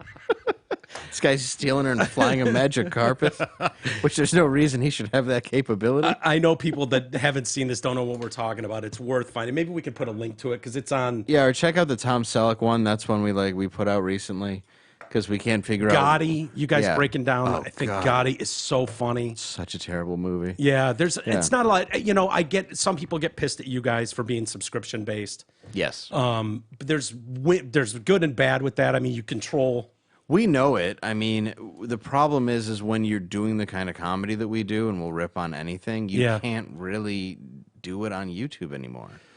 You can't really... Scary, man. I mean, and then everybody else goes to Patreon, and then they're like, you guys are subscription-based. It's like, that's the same thing. Yeah, yeah. We're just our own network where everybody gets paid, and this is how we do it. Yeah. And they're like, but you have sponsors, and it's like, yeah, but you can't... We're not making, Super Bowl ad money off of sponsors. Right. And it's like, we have rent, we have... I mean, you look at the overhead... Rent alone where you are. It's insane. Insane. Dude. I mean, he's paying so much money just to have a studio. Yeah. And it's... I'm surprised he's not going to move the whole operation to South Carolina. I would. Yeah. I mean, why would you pay the rent in Midtown Manhattan? He just cares enough about everybody else's shows where he's going to leave it there. But, I mean, we'll see if it's there come Friday. It's all a bit of a crapshoot. Dude, I know. It's going to be crazy. So are you doing Ridley soon? Yes. You are. When is that? Night before Thanksgiving. Okay. And then I'll be doing the full weekend in March. But yeah, night before Thanksgiving, I'll be doing. Can people come to that? I mean, are we even supposed to promote it? What is Ridley doing with tickets? Are they doing? Oh yeah, it's 1/3. 1/3. 1/3. So they'll sell 100 tickets. Everybody will be 6 feet away. You're gonna be fine. Yeah. I've been doing comedy all summer long. You're gonna be fine. Just wash your hands. Has it been fun? Yeah, yeah. I mean, different, but people just want to be out, man. yeah. So yeah, they're grateful audiences, that's the benefit is the people who go out and want to talk to people have never been nicer. Yeah. While you see the cesspool that is the internet, there's still really, really nice people out there that just want to have a nice time. Yeah. Well, thank you so much for coming by, Dave. Day before the election. Yes. I might need to catch up with you later in the week, depending on how we're going. Make sure you're safely bunkered down somewhere. I'm honestly worried I've never been worried about an election. Nope. I'm honestly like, this is going to be a shit show either way. Mm-hmm. So good luck. Protect your family. And we'll do it again soon. So thank you so much for coming by, Dave. Love having you here. Dude, thank you for having me. Yeah, and I can't wait to get back out to New York, see you guys. It'll be a blast. Yeah, for sure. All right. Let's get out of here for the day. We'll do something maybe tomorrow. Sound good, E? Oh, yep. Okay. not to throw you off. It's always a roulette wheel. We'll focus on the vote first, and then we'll worry about that. But anyway, thanks again, Dave. Thanks, love you, man. Dave Landau, everybody.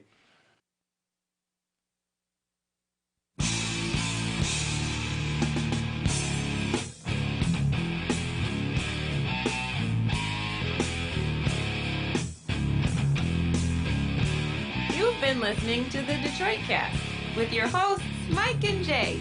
From all of us at Radio for One Studios, thank you for listening. And as always, thank you, Detroit.